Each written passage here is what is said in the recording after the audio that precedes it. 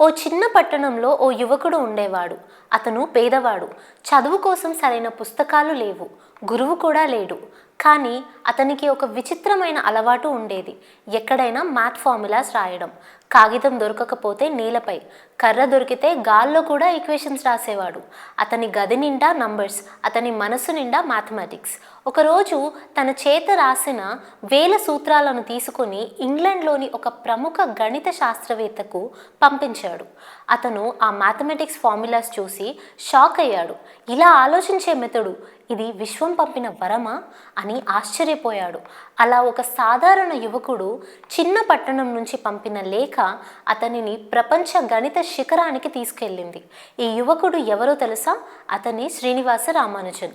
భారీ అవకాశాలు లేని జీవితంలో అసాధారణ ప్రతిభను ప్రపంచం గుర్తించిన రోజు డిసెంబర్ 22వ తారీఖు.